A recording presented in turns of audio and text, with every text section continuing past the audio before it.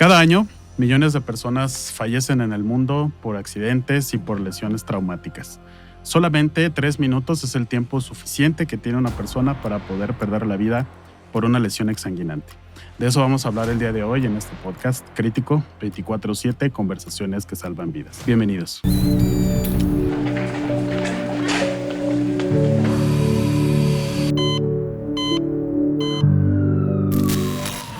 Crítico 24/7, conversaciones que salvan vidas. Hoy vamos a hablar de un tema especialmente importante, consideramos nosotros, que es el control de la hemorragia crítica, la hemorragia exsanguinante en sitios peligrosos. Y bueno, vamos a hacer un abordaje de cómo es el tratamiento de los pacientes con hemorragias críticas desde la parte prehospitalaria hasta la parte hospitalaria.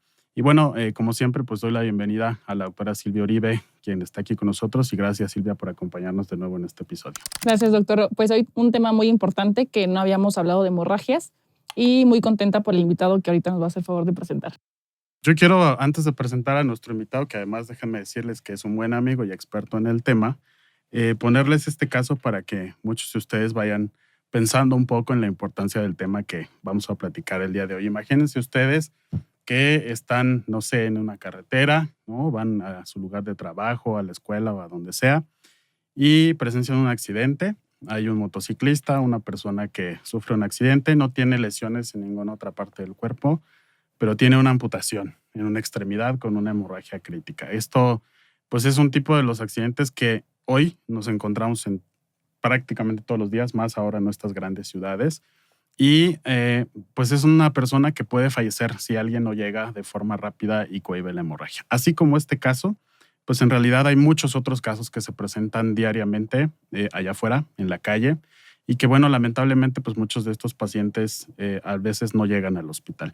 Hoy tenemos cifras pues muy importantes, les voy a decir algunas que son extremadamente importantes.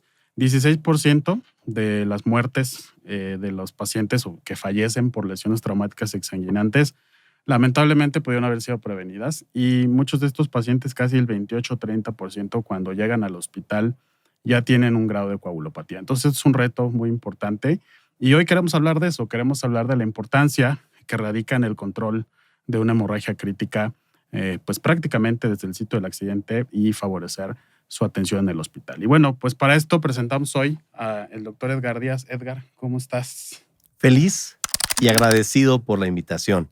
De verdad que para mí es un honor estar aquí en Crítico 24/7, conversaciones que salvan vidas.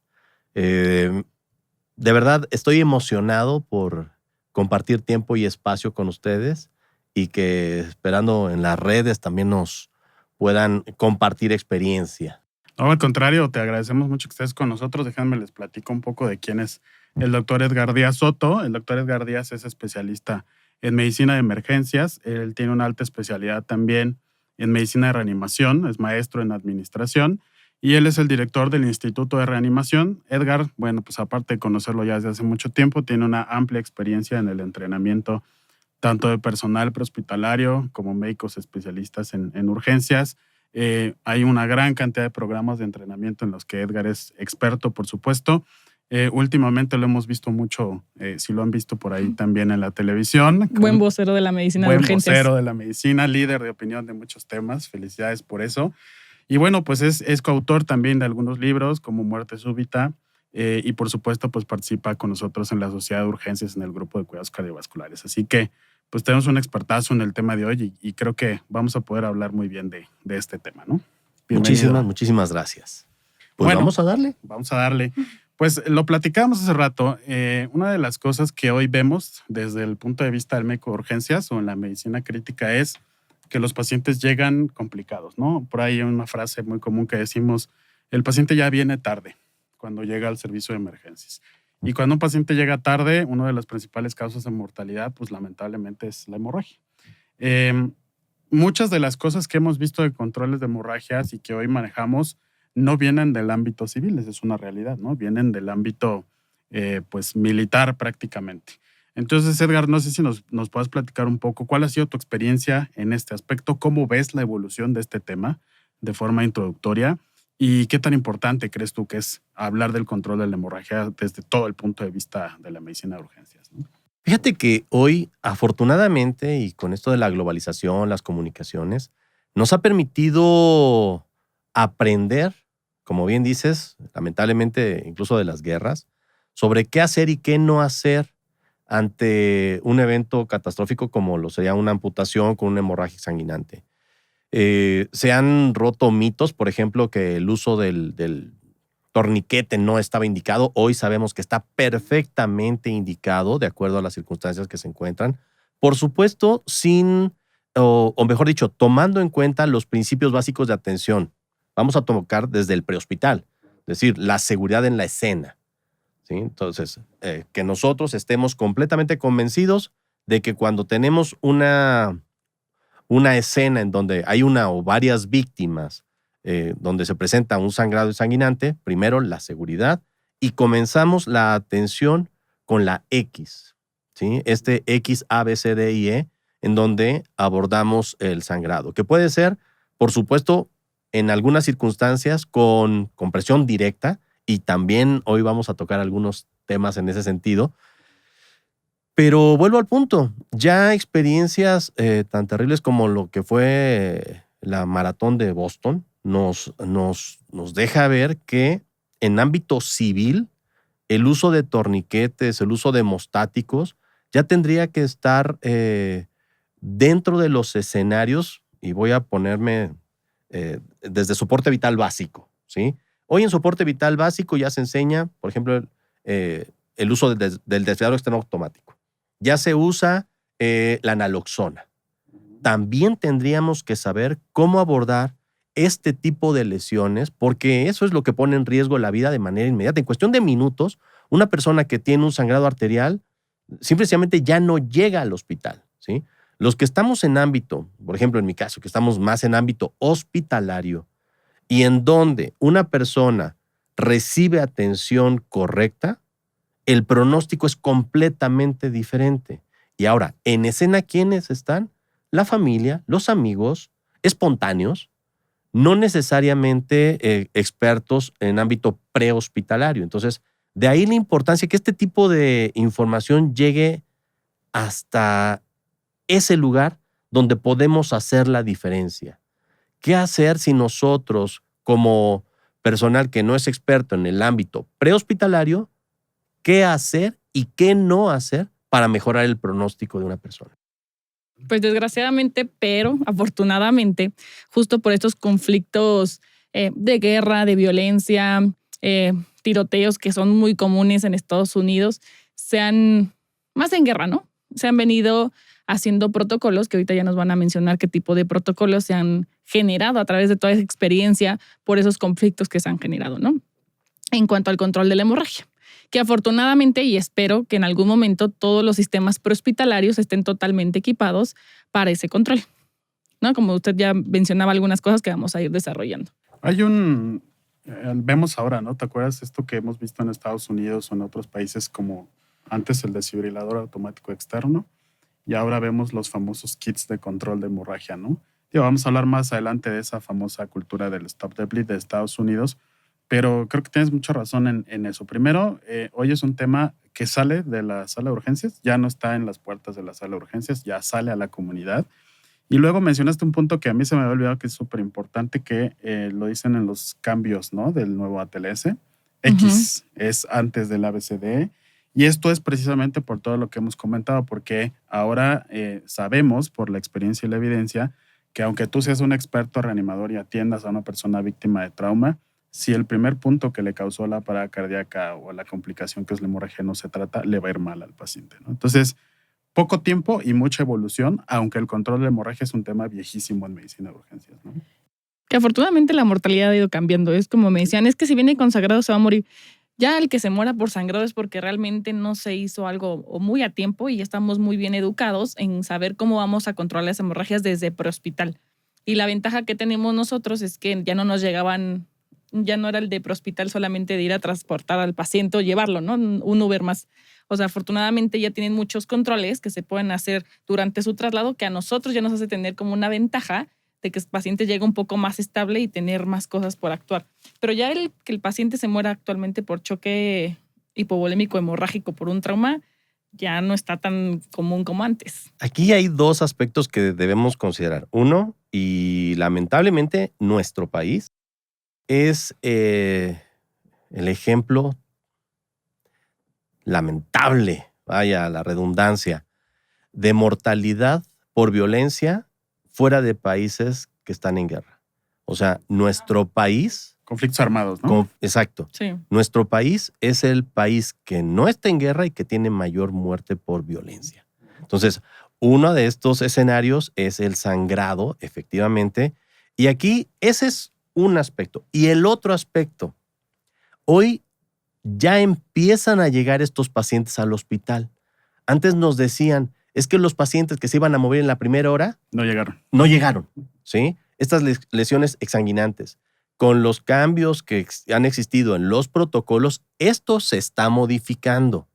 ¿Sí? Entonces, estos pacientes con grandes sangrados que antes fallecían en escena, hoy, de acuerdo con los nuevos protocolos, ya llega personal prehospitalario capacitado, los aborda, detiene sangrado y es cuando nos alcanzan a llegar a la sala de urgencias. Y ahora sí. Qué bueno.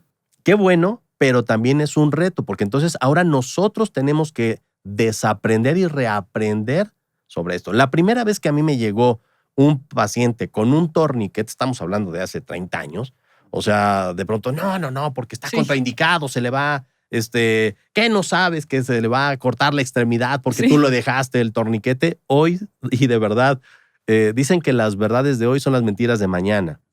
Y tenemos que reflexionar sobre esto. No quiere decir que los estuviéramos tratando mal, quiere decir que los podemos tratar mejor.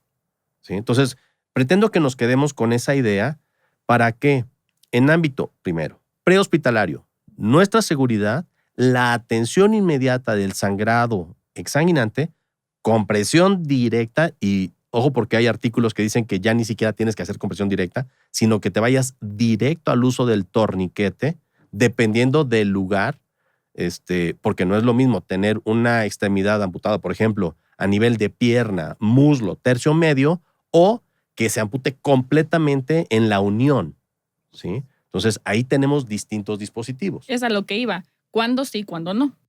Bueno, ahora yo he tenido la oportunidad, por ejemplo, ahora que he estado haciendo el entrenamiento para los asesores de emergencia, me encanta porque vi los nuevos protocolos de tratamiento de hemorragia, lo distinguen muy bien. La hemorragia de las extremidades, ¿no? Donde van los torniquetes, y los sitios peligrosos, que les llaman así, que es las axilas, las ingles, que son sitios de difícil control y de presión directa.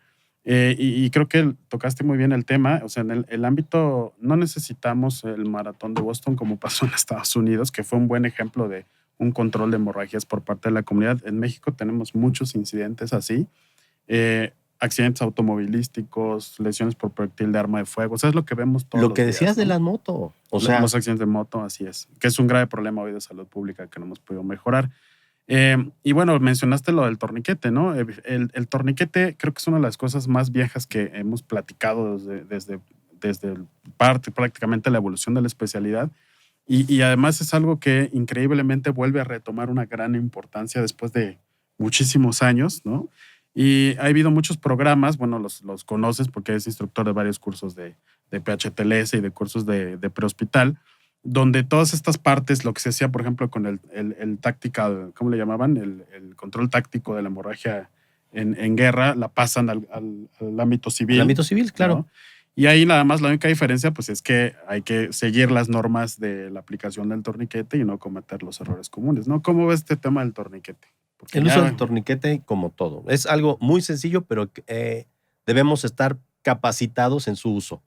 Claro. ¿Sí? Porque los ojos no ven lo que el cerebro no conoce. Entonces, claro, si de pronto tienes el torniquete, pero jamás lo has ni siquiera practicado, entonces vas a querer aprender ante un escenario en donde está el estrés, está todo lo que conlleva ya en realidad la atención de un paciente, la verdad va a ser muy complicado. Entonces, hay que capacitarse en el uso del torniquete y, por favor, debe quedarnos claro, se pone el torniquete lo más apretado que se pueda hasta que ya no se vea el sangrado.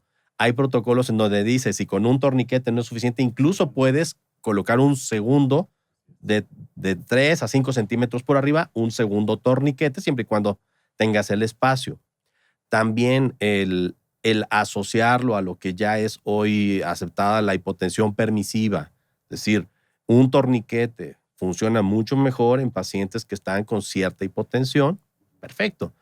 Cuando tú empiezas a pasar líquidos, que gracias a Dios ya dejamos de pasar estos grandes volúmenes, digo, y hoy también debemos ser conscientes. Si tu paciente está a un tiempo corto de llegar al hospital, incluso puede ir sin canalizarse o bien con un acceso intraóseo que es súper rápido colocarlo, y puedes también tener protocolos, por ejemplo, con ácido tranexámico o con algún otro tipo de hemostático local, ¿no? Bueno, aquí se contestaron ya 2 preguntas importantes. ¿Cómo? Que ya dijo cómo colocarlo. ¿Cuándo? Pero ahora, ¿cuánto? ¿Cuánto tiempo lo dejamos? ¿Cuánto tiempo? Bueno, eso y voy a romper el mito de los 20 minutos y aflójalo, 60 minutos y aflójalo. Colócalo y trasládalo.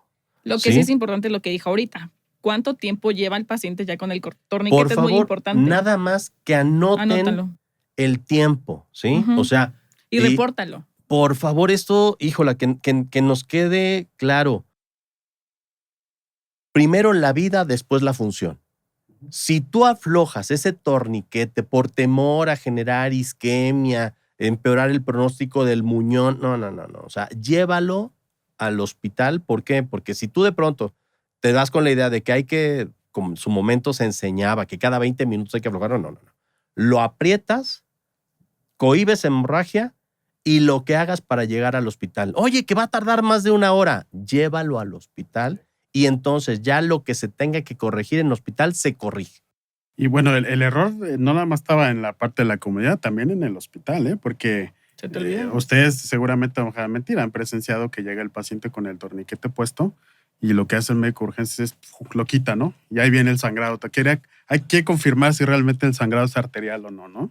Y ahí es donde decimos, a ver, el equipo multidisciplinar es importante, ¿no? Pero hospital, urgencias y cirujano, porque esa es una de las características para retirar un torniquete, ¿no? Que sepas que ese paciente se confirma la lesión y pasa a cirugía. Y luego también mencionar que, bueno, pues hoy tenemos muchos tipos de torniquetes. La mayoría son comerciales. La gente prehospitalaria creo que la conoce ya muy bien.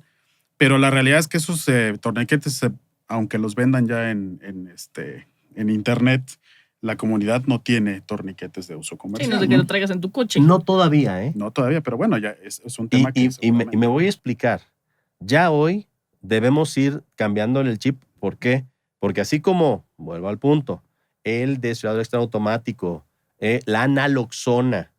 Recientemente en el congreso del American College, en Salt Lake City, estaban regalando la naloxona. Regalándola, ¿eh? Sí, me acuerdo que nos presumió bien.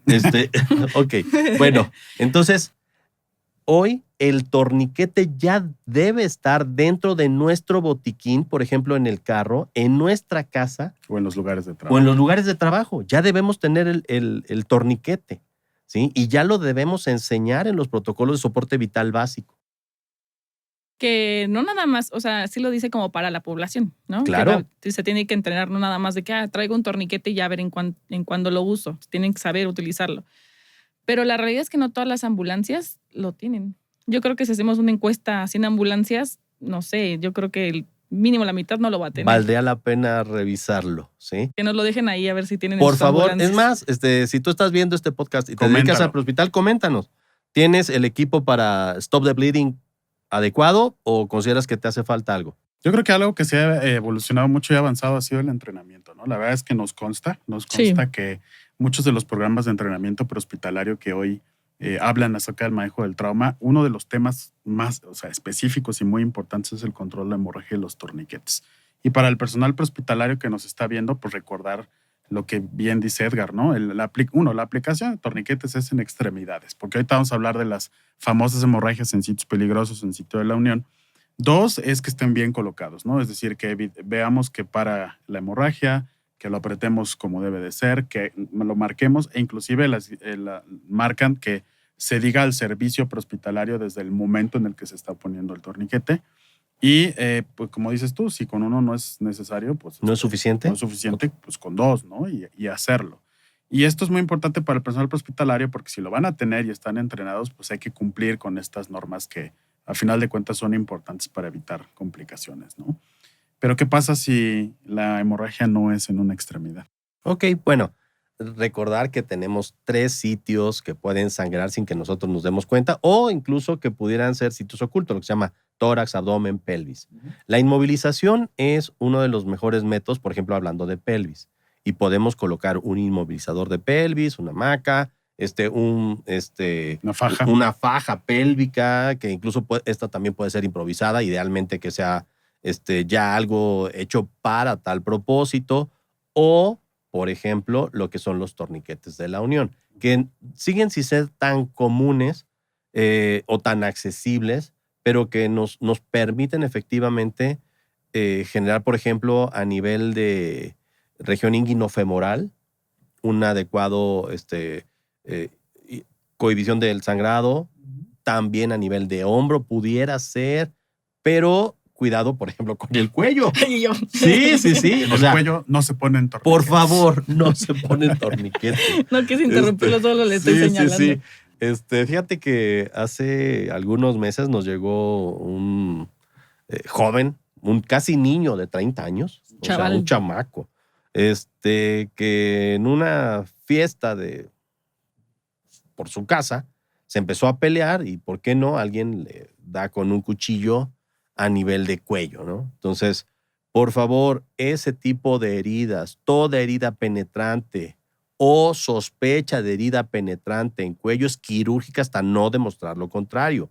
Puedes intentar hacer compresión local, sí, pero ese paciente tiene que llegar lo antes posible y de acuerdo a los reglamentos, bueno, a lo que te marca el prehospital, paciente ideal, en el lugar ideal, en el menor tiempo posible, avisando de su arribo.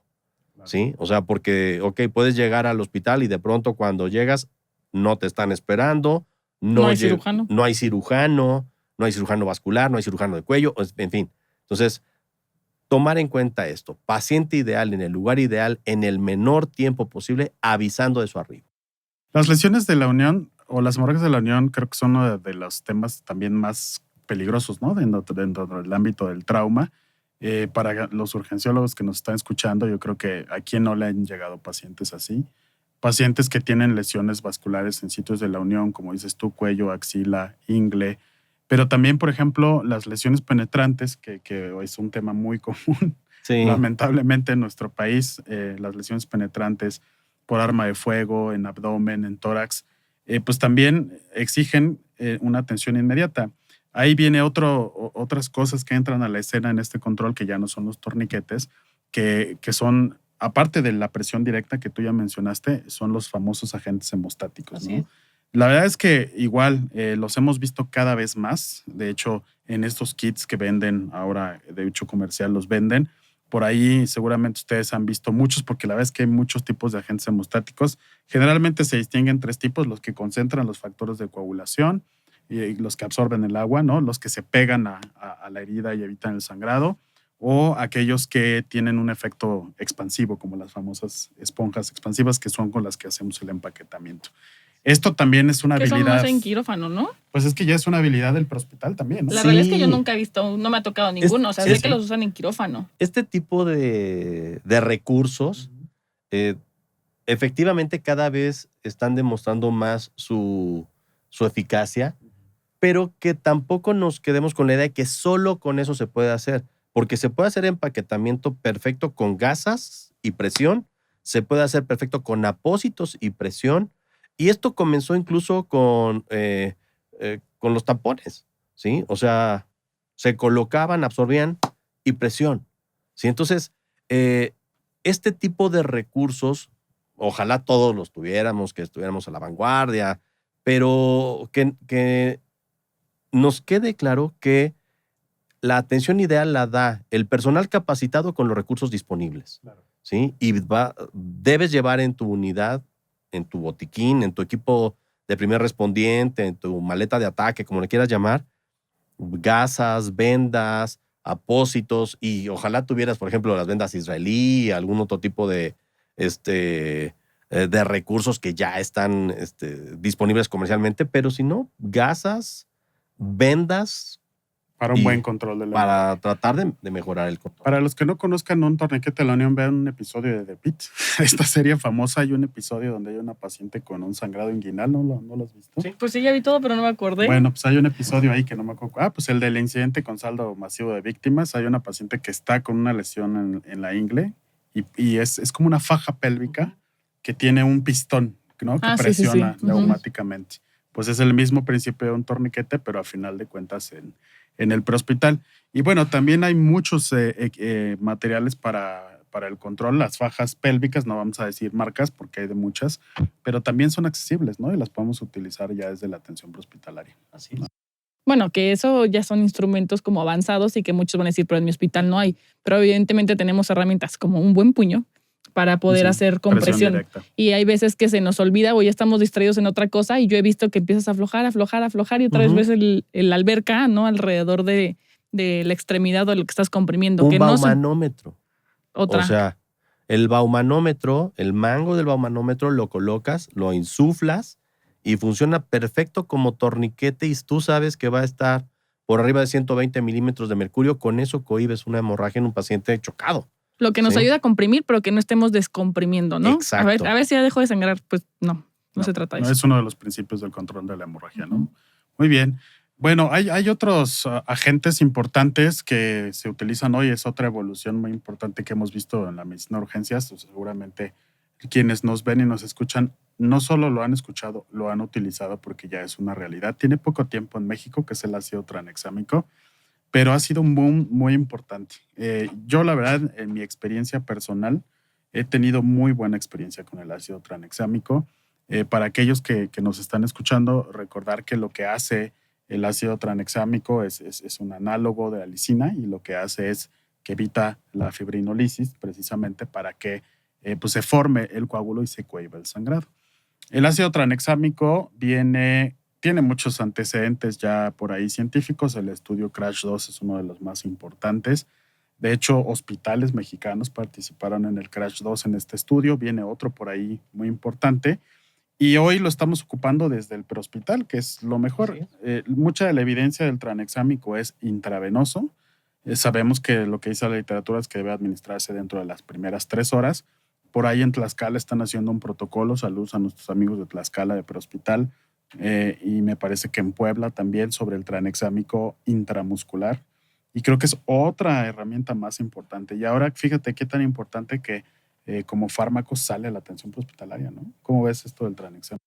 Yo creo que ya no hay vuelta para atrás, ¿eh? O sea, afortunadamente todos los estudios cada vez más apoyan su uso y se puede pasar por vía intravenosa, por vía intraósea, por vía intramuscular y da buen resultado. Que si tienes un acceso intraóseo o un acceso intravenoso es mejor que el intramuscular, todo indica que sí. ¿Por qué? Por la perfusión en un paciente que está comprometido, en fin. Sin embargo, sí está dando buen resultado. Es decir, es mejor utilizarlo intramuscular que no utilizarlo, ¿sí? Para que nos quedemos con esa idea. Entonces, el ácido tranexámico definitivamente, así como el torniquete, tiene que estar contemplado como parte del protocolo para el manejo de lesiones exsanguinantes. Sí, perdón, yo creo que en un futuro los famosos traumas o los equipos de manejo de control van a tener ya el tranexámico como un tema ahí específico, ¿no? Y recordarles nada más a los que nos escuchan, la evidencia es la administración dentro de las primeras 3 horas, ¿no? Es 1 gramo o 2 gramos intravenoso y bueno, eso es en el ámbito prehospitalario porque ya la infusión para las 108 horas es en el hospital. Ese tiene que ser en el hospital. Que afortunadamente las cosas también han ido cambiando a favor del ácido tranexámico. No sé si les tocó utilizar ácido aminocaproico. Sí. ¿No? Sí, en su momento. Que casi nadie lo quería utilizar por todo el alto riesgo de trombo que causaba. Después salió el ácido tranexámico, que es, si no mal recuerdo, 10 veces más potente que el ácido aminocaproico. Y también cuando empezó a salir decían que había un buen porcentaje de pacientes con el riesgo de generar trombos, ¿no? Todavía el CRASH-2 lo llegó a mencionar. Hasta después salió también en trauma en embarazadas o hemorragias durante el embarazo. También seguía mencionando lo del riesgo de trombo y después salió otro artículo que ya decía, no, que el riesgo no era... Incluso hoy ya sabemos Exacto. que en casos de hemorragia cerebral también se puede emplear. Entonces, la evidencia demuestra que sí hay, como todo medicamento, riesgo-beneficio. Y pero ya es más el beneficio. Pero por ya ha supuesto, salido más evidencia. el riesgo es menor que el beneficio que ofrece, como Ahora prácticamente todos lo cualquier ocupan. fármaco. También los traumas lo llegan a los ortopedistas, a eso me refiero con traumatólogos, durante sus cirugías para disminuir el riesgo de sangrado. Los otorrinos también en epistaxis lo llegan a utilizar. Ya se utiliza en muchos controles de hemorragia, no nada más traumática. Y tiene efecto antiinflamatorio, además, no solamente antifibrinolítico, sino antiinflamatorio. Y bueno, muchas otras cosas que seguramente irán saliendo ahí, ¿no? Pero bueno, yo quisiera, y perdón que me regrese, pero independientemente de todo esto, creo yo que una parte importante es entender que el control de la hemorragia no es exclusivo del personal médico, Por favor. ni prehospitalario, ¿no? Todos conocemos las famosas cadenas de la sobrevida, hay una cadena de la sobrevida para todo. No la tenemos físicamente, pero seguramente en el ámbito del control de la hemorragia es así, ¿no? El primer eslabón es la detección y el control de la hemorragia. Y de eso depende que se lleven a cabo todas las demás, ¿no? Un paciente no va a llegar, o más bien la ambulancia no va a poder llegar y asegurar un tratamiento si el paciente ya no está vivo por una hemorragia exsanguinante, y no va a llegar al hospital si alguien no llegó y puso una presión directa o puso un torniquete, ¿no? Está este movimiento en Estados Unidos de Stop the Bleed, creo que se creó por ahí el 2013, y la intención fue esa, ¿no? La intención es decir, a ver, el control de hemorragias es de dominio público. Y tanto fue de dominio público que ahora pusieron estos famosos kits que traen un torniquete, inclusive a veces traen hasta los hemostáticos ahí, tijeras, ¿no? Y todo lo que pueden utilizar. Y esto deja al descubierto que los protagonistas no son ni siquiera el personal prehospitalario, la comunidad, ¿no? Y creo que es importante, ¿no? Tú que te dedicas también mucho al tema de entrenamiento en primeros auxilios, creo que es un tema importante para la comunidad, ¿no? De hecho, hoy en todos los programas de primeros auxilios para personas que no son médicos y no están relacionados, porque pueden ser enfermeras, en fin, cualquier persona que no esté relacionada con la salud debe, al tomar un curso de primeros auxilios, estar capacitada en lo que es el de tener una hemorragia. A mí me llama mucho la atención. Hace como 2-3 días estábamos viendo el tema de la reanimación cardiopulmonar.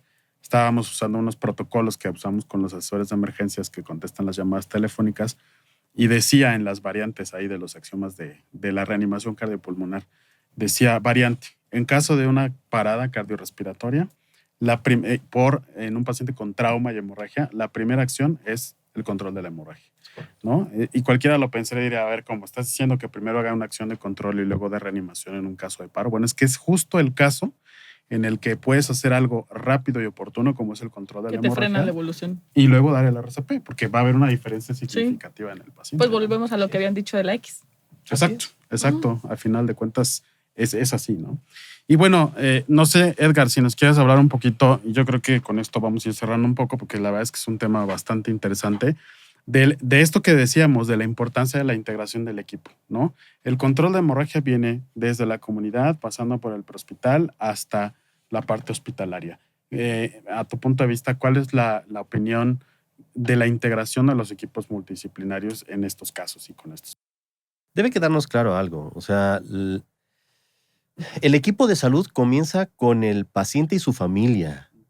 No es con el personal prehospitalario solamente, no es con la enfermera, no es con... No. O sea, es con la persona y personas que lo rodean, o sea, el paciente y las personas que lo rodean. Si están en el trabajo, el personal del trabajo debe estar capacitado, así como hoy hablamos de código infarto, código cerebro, código ictus, en fin.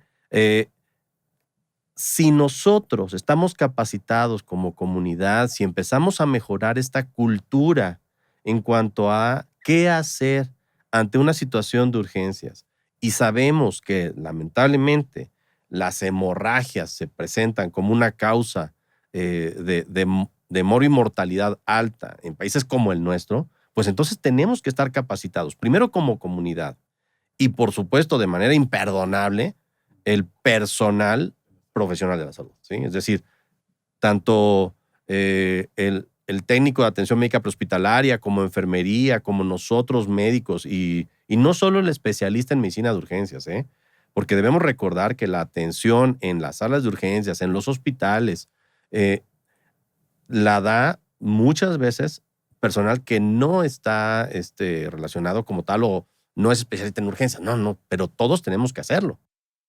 Eso nos habla de una responsabilidad civil, ¿no? Prácticamente que tengamos mínimo un curso básico de primeros auxilios. Por favor. Que ya están muy completos. Antes el primeros auxilios solamente era como control de heridas y RCP. Y ahorita se ampliaron un poco más, ¿no? Y la otra es de los equipos multidisciplinarios, que no se nos olvide trabajar en equipo dentro de las salas de urgencias. Hay veces que, o sea, yo entiendo que los cirujanos están un poco ocupados en quirófano, en algunas otras actividades hospitalarias, pero que cuando llega un paciente con hemorragia se debe de formar de inmediato esos equipos en la sala de choque, en la sala de urgencias, en el cubículo que sea o donde quieren que manden, pero en la sala de urgencias ya debe de estar todo el equipo especializado en esto, ¿no? Fíjate que eso es padrísimo y se los comparto. Digo, en el hospital en el que estoy yo, cuando llega paciente a sala de choque con un evento traumático y se le habla al cirujano, el cirujano llega y empezamos a colaborar entre todos. O sea, de pronto el responsable del área de choque, pues en teoría es el especialista en medicina de urgencias, empieza a coordinar el equipo, mientras el cirujano empieza a hacer, por ejemplo, el abordaje, incluyendo la hemostasia, incluyendo lo que en su competencia corresponde, ¿sí?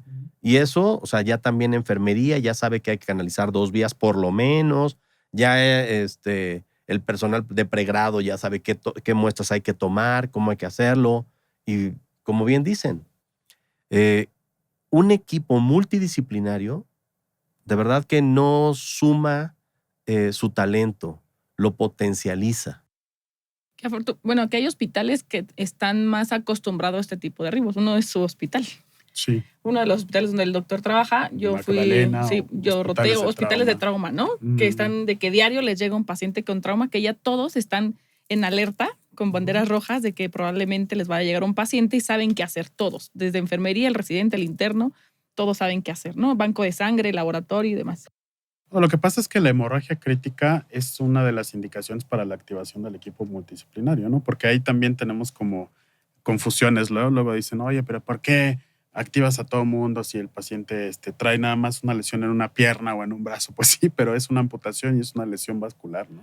Tocaste un tema, Silvia, que yo creo que va a ser motivo de otro capítulo, ¿eh? ¿Qué le vamos a poner? ¿Sangre? ¿Le vamos a poner solo concentrado eritrocitario? ¿Le vamos a poner plasma y plaquetas? ¿Bajo qué protocolo? 111. ¿Con qué? ¿Con qué? O sea, ¿en qué volumen? Pero eso sí, de verdad, yo creo que ameritaría un capítulo completo. Pero por favor, y ahorita que lo tocaste, debe quedarnos claro que en los ámbitos hospitalarios, banco de sangre en lesiones exsanguinantes juega un papel crucial. ¿Por qué? Porque lo que le hace falta a este paciente es sangre, no le hace falta agua.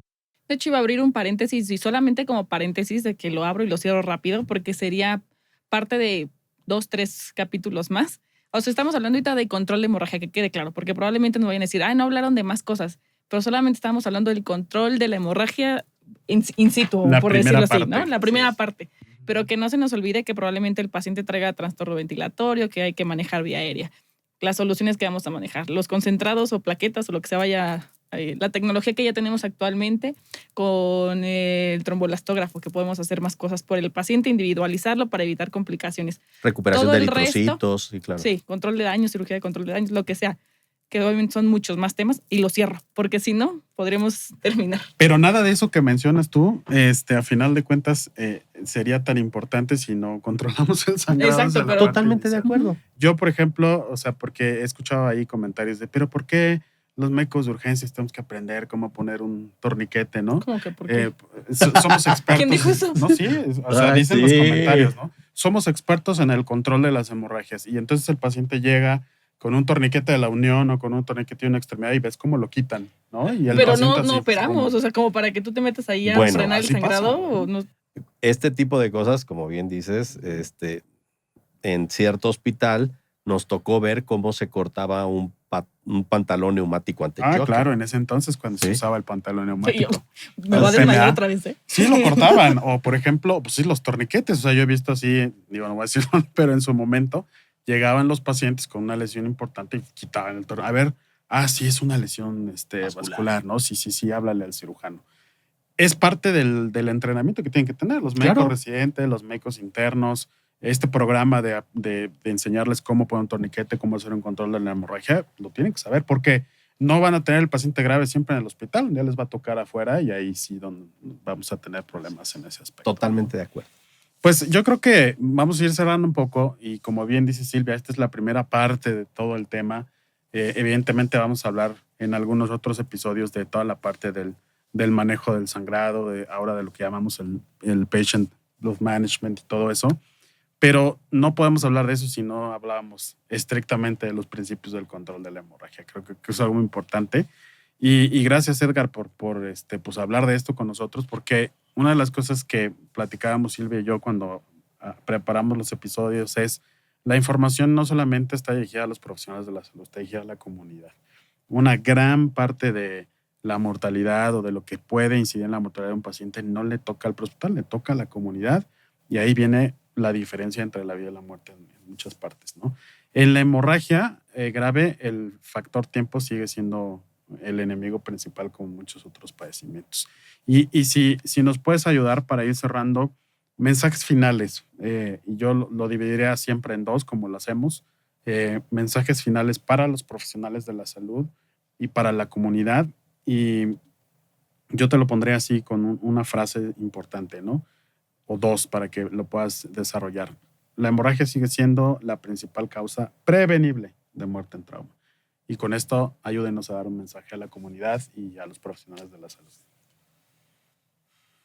Para los profesionales de la salud, capacítate. Para la población abierta, capacítate.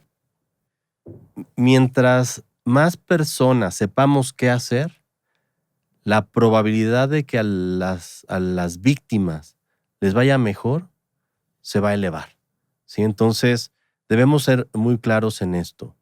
Hoy dicen que el primer eslabón es la activación del sistema médico de emergencia a nivel hospitalario. Yo estoy convencido, y esto hasta no demostrar lo contrario, que lo primero que tenemos que hacer es prepararnos, capacitarnos, saber qué hacer. Si te toca atender a un paciente, por favor, recordar principios elementales, seguridad en la escena, detener el sangrado lo antes posible, activar tu sistema médico de emergencia también de manera temprana. Si tú no eres profesional de la salud, el hecho de que te cuides, no te comprometas físicamente, pero que actives el sistema médico de emergencia, puede hacer la diferencia. Yo le agregaría para el personal prehospitalario prenotificar, que eso es algo que todavía tenemos que mejorar mucho en México. En casos de hemorragias críticas y pacientes con lesiones exsanguinantes, prenotifiquen al hospital. Paciente ideal, en el lugar ideal, en el menor tiempo posible, avisando de arriba. Así es, no es lo mismo que llegues a un hospital donde te estén preparando a donde llegues y te tengas que formar con 20 pacientes más en estos casos, ¿no, Silvia? Y el punto que yo quisiera tomar con la sociedad, hacia el público en general, que no tiene ninguna relación con los medios de salud, es que lo poco o mucho que hagan con compresión de una herida nos va a ayudar, ¿no? Yo sé que a veces llega el paciente con el trapo de cocina, no sé por qué les encanta agarrar paliacates, agarren lo que tengan para hacer la compresión como si fuera un torniquete, ¿no? Si tenemos la capacitación para el uso de los torniquetes, como mencionábamos al inicio de la charla, bien, ¿no? Pero si no, con lo que tengamos en casa y llevarlo de forma temprana. Probablemente no sea una lesión tan importante, pero mejor que sea valorado por un especialista en cualquier sala de urgencias. Afortunadamente ya la mayoría y por norma oficial hay médicos especialistas en medicina de urgencias en todos los servicios de urgencias. Muy bien. Pues yo les quiero agradecer mucho, Edgar, Silvia, el estar con nosotros. Creo que este es un tema muy, muy importante. La verdad es que teníamos que hablar de este tema. Vale mucho la pena. Y aparte podemos hablar muchas otras cosas más relacionadas. Edgar, si nos puedes dar tus redes sociales, donde te pueden seguir, encontrar, quien tenga interés en platicar contigo en algún curso o entrenamiento, pues adelante. Claro que sí. Twitter, Instagram es 911 Qué raro. Díaz con Z. Y en Facebook me encuentran como mi nombre. Nada más recuerda que mi nombre es Edgard, con D al final. Edgard Díaz Soto. ¿Sí? Y por favor, cualquier cosa que requieran, capacitación, entrenamiento, de verdad que para mí será un gusto. Una de las... ¿Puede dar las redes sociales de sus centros de capacitación? Claro que sí. RCP, ORG o iReanimación en la página. iReanimación, que es Instituto de Reanimación.org. Vamos a ponerlos de todas maneras en la parte de abajo para que lo puedan ver todos los que están siguiendo este podcast. Y si están interesados, se los recomendamos el entrenamiento en reanimación. Aparte de ser un excelente lugar, que es un muy buen centro de entrenamiento, pues con la compañía de Edgar y todo el equipo de instructores van a ver que vale mucho la pena. Yo me quedaría con la frase, todos pueden aprender a detener una hemorragia crítica, ¿no? Desde la comunidad hasta el hospital. Y creo que es un tema de cultura, pero es un tema que tenemos que entender que es importante y nos tenemos que seguir preparando para esto, ¿no? Silvia, muchas gracias. Gracias y que no se pierdan los siguientes capítulos que darán continuidad a este tema para que no digan que nos frenamos en temas. Por Perfecto. supuesto. Pues yo les quiero agradecer a todos los que nos ven y los escuchan el haber estado con nosotros en este episodio de Crítico 24/7. Les invitamos a suscribirse, a que sigan este podcast, a que nos evalúen, a poner sus comentarios de lo que hemos estado platicando el día de hoy. Y por supuesto, pues recordarles que este podcast está dirigido no solo al personal de la salud de áreas críticas, sino también a toda la comunidad que nos sigue. Y que, bueno, pues es importante compartir con ustedes temas tan importantes y conversaciones que, como bien lo decimos, pues salvan vidas. Muchas gracias por estar con nosotros en este episodio y nos vemos en el siguiente episodio de Crítico 24/7. Hasta luego.